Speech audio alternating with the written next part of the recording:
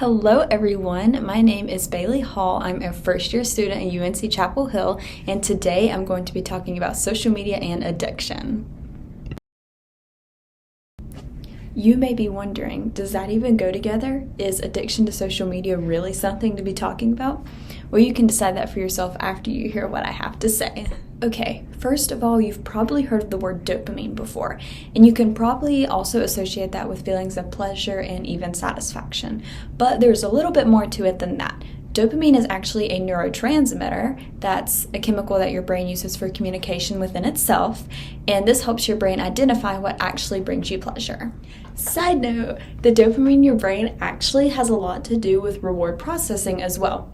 That just means that dopamine plays a role in how you determine that certain things are rewarding, like eating a yummy dessert.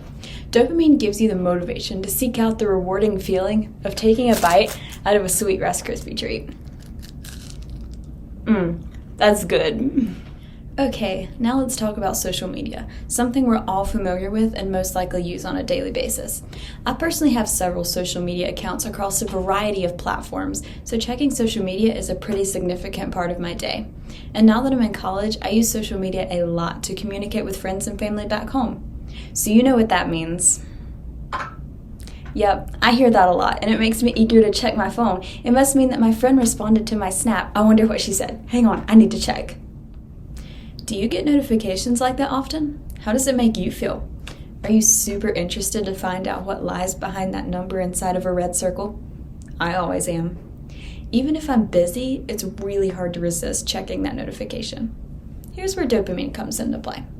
When you get a notification on a social media platform, you're curious to see what you've received, so you open it up, and your curiosity is rewarded when you see your message. Just like dopamine helped me determine that the taste of a Rice Krispie treat is a really great reward for taking a bite out of it, dopamine helps us determine that the feeling of our satisfied curiosity is a really great reward for opening our notifications. But we don't just get one notification every once in a while, do we? No. If your social media is anything like mine, we get a lot of notifications every day. And we begin to sense that rewarding feeling as soon as we get the notification, instead of after we check it. Eventually, receiving the notification itself becomes rewarding instead of the message behind it. The dopamine in our brains begins to interpret the notification as a signal for reward instead of as a cue leading to reward. Now I think you're starting to get an idea of where this is going. Does social media and its dopamine-driven system of being rewarded by its notifications relate more to addiction than you thought? Here's the thing.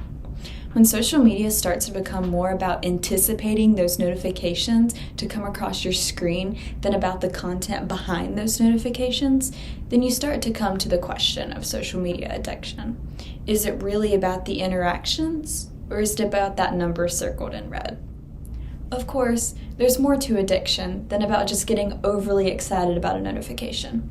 There's a manual called the Diagnostic and Statistical Manual of Mental Disorders, or DSM, that lists criteria for various forms of addiction. But social media addiction actually isn't included in the DSM. Think about what you know about addiction.